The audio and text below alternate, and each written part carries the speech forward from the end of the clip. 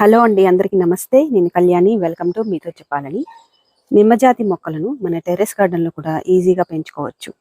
కొంత కేర్ తీసుకుని కొన్ని టిప్స్ అయితే ఫాలో అయితే మంచి ఇల్లు అయితే తీసుకోవడానికి వీలుంటుంది. ఈరోజు నా గార్డెన్లోని 2 రకాల నిమ్మజాతి మొక్కల గురించి మీకైతే తెలియజేస్తాను.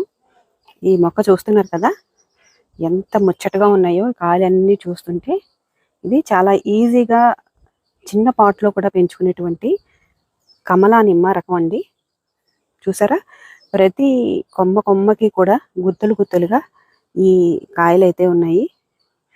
ఇంకా కూడా పూత అనేది స్టార్ట్ అవుతుంది. చిన్న చిన్న పిందులు అనేవి ఇంకా కూడా స్టార్ట్ అవుతున్నాయి అన్నమాట. అయితే వీటికి మంచి ఫర్టిలైజర్స్ ఇవ్వాలి, అలాగే ఎలాంటి కేర్ అయితే తీసుకోవాలనేది ఈరోజు వీడియోలో అయితే మనం చూస్తాము. స్కిప్ చేయకుండా పూర్తిగా చూడండి. అలాగే ఇక్కడ ఒక నారింజ మొక్క అయితే ఉంది. చూడండి, నారింజ పిందులు అయితే ఉన్నాయి.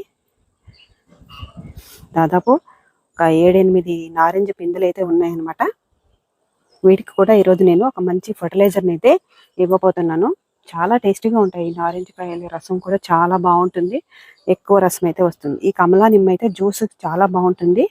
ఇది కొంచెం పండిన తర్వాత జ్యూస్ చేసుకుంటే చాలా బాగుంటుంది. ఈ చెట్టుకి దాదాపు ఇప్పుడు ఒక 30 కాయల వరకు ఉన్నాయి. చాలా చిన్న చెట్టు ఇది. ఇంకా పిందులు అయితే ఇంకా ఎక్కువగానే ఉన్నాయి. దీనికి ఇప్పుడు ఫస్ట్ నేను ఏం చేస్తాను అనేది మీకు చూపిస్తాను. ఈ కమలా నిమ్మ రకం నర్సరీలో 100-120 రూపాయలకి చిన్న మొక్కలు అయితే దొరుకుతాయండి.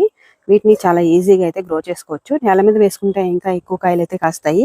చూసారా, అయితే సాయిల్ని ఎప్పుడు కూడా మనం గుల్లగా చేసుకుంటూ ఉండాలి. ప్రతి 15 రోజులకు ఒకసారి కూడా ఇలా గుల్లగా చేసుకోవాలి. ఇప్పుడైతే కొంచెం వర్షాలు పడుతున్నాయి అప్పుడప్పుడు, అందువల్ల మామూలుగా కూడా మనం మట్టిని లూజ్ చేసుకోవడం వల్ల ఏరేషన్ అనేది బాగుండడం వల్ల మొక్కలు హెల్తీగా పెరుగుతాయి.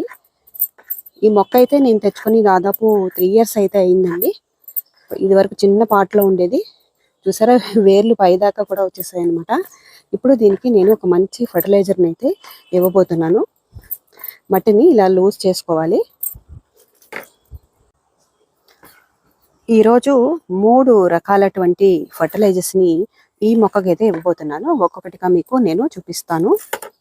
కలుపు అయితే వచ్చేస్తుందండి. కలుపుని రెగ్యులర్గా తీసేసుకుంటూ ఉండాలి. ఫస్ట్ నేనేమి ఇవ్వబోతున్నానంటే, ఇది కంపోస్ట్ అండి.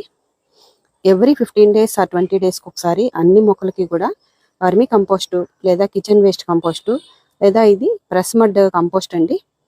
ఇది బయట షాప్లో అయితే తెప్పించుకున్నాను. ఇది కూడా చాలా బాగుంటుంది. బాగా నల్లగా ఉంటుంది అనమాట. ఇది మొక్కలకి యూజ్ అవుతుంది. దీని అయితే నేను ఒక 2 గుప్పెళ్ళ వరకు దీనికైతే ఇస్తున్నాను. ప్రతి మొక్కకి కూడా ఒక 2 గుప్పెళ్ళ కంపోస్ట్ని అయితే ఇస్తాను. ఎవ్రీ 15 daysకి ఒకసారి. చాలా బాగా యూజ్ అయితే ఉంటుంది. దీని తర్వాత ఇప్పుడు రెగ్యులర్గా మొక్కలకి తెగుళ్ళు రాకుండా ఉండాలి, అలాగే మొక్కకి పోషకాలు కూడా అందాలంటే మనం వేపపిండిని రెగ్యులర్గా వాడుతూ ఉండాలండి. వేపపిండిని 2-3 రకాలుగా మనం అయితే యూజ్ చేయొచ్చు. అదేంటంటే, ఇలాగా వేపపిండిని సాయిల్లో వేయచ్చు.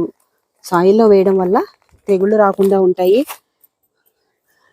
చీమలు అవి కూడా రాకుండా ఉంటాయి. ఇంకా మొక్కలకి నైట్రోజన్ లాంటి పోషకాలు కూడా అందుతాయి.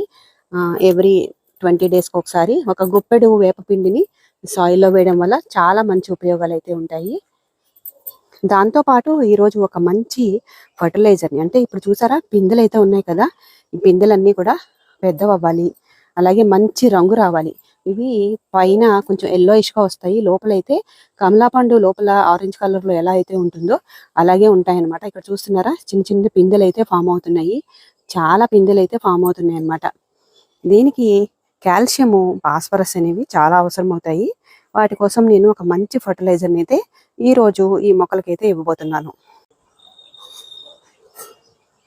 ఇప్పుడు ఇచ్చేటువంటి 3వ ఫర్టిలైజర్ ఏంటంటే, ఇందులో ఫాస్ఫరస్తో పాటు కాల్షియం ఉంటుంది. కాల్షియం అనేది కాయ పండవడానికి చాలా బాగా ఉపయోగపడుతుంది. అలాగే రూటింగ్ సిస్టమ్ అంతా కూడా బాగుండడానికి కూడా ఈ ఫర్టిలైజర్ అనేది చాలా బాగా ఉపయోగపడుతుంది. ఎవ్రీ 2 monthsకి ఒకసారి ఖచ్చితంగా అన్ని మొక్కలకు కూడా ఈ ఫర్టిలైజర్ని అయితే ఇవ్వచ్చు. ఇదేంటంటే స్టీమ్డ్ బోన్ మీల్. కంటైనర్ సైజుని బట్టి ఒక 1 spoon కానీ 1.5 spoon కానీ ఇవ్వాలి. 2 monthsకి ఒకసారి ఇస్తే సరిపోతుందండి. దీనివల్ల మొక్కల ఓవరాల్ గ్రోత్ చాలా బాగుంటుంది. పూలు, పళ్ళు, కాయలు ఇవన్నీ కూడా చాలా బాగా వస్తాయన్నమాట. ఇలా వేసిన తర్వాత మనం 3 రకాల ఫర్టిలైజర్స్ అయితే ఇచ్చాం కదా, దీన్ని ఇలాగా కప్పేసేస్తాము. తర్వాత వాటరింగ్ అనేది చేసుకుంటే చాలా మంచి గ్రోత్ అయితే ఉంటుంది. ఈ మొక్కకి నారింజ కాయలు అయితే ఉన్నాయి. ఇవి కూడా పెద్దవ్వాలి, పోషకాలు అందాలి కాబట్టి ఈ కంటైనర్ లో కూడా 1 స్పూన్ అయితే స్టీమ్డ్ బోన్ మీల్ ని వేస్తాం. స్టీమ్డ్ బోన్ మీల్ వాడటం ఇష్టం లేని వాళ్ళు ఆర్గానిక్ రాక్ ఫాస్ఫేట్ వాడుకొని సున్నం లాంటిది కాల్షియం కోసం యూజ్ చేసుకోవచ్చు. అయితే దాన్ని కొంచెం వెనిగర్ లో కలిపి యూజ్ చేసుకుంటే మంచిది. ఇక్కడ జామ చెట్టు కూడా పిందెలతో చాలా చక్కగా ఉంది. దీనికి కూడా పోషకాలు కావాలి కాబట్టి దీనికి కూడా స్టీమ్డ్ బోన్ మీల్ అయితే నేను ఇస్తున్నాను. చూసారు కదా, నిమ్మజాతి మొక్కలకి రెగ్యులర్గా ప్రూనింగ్ అనేది చేసుకుంటూ అవసరమైనప్పుడు పోషకాలని అందిస్తూ ఉంటే మంచి ఈల్డ్ అయితే తీసుకోవచ్చు. వీడియోని తప్పకుండా లైక్ చేయండి, అలాగే మన ఛానల్కి సబ్స్క్రైబ్ చేయండి. Thank you for watching.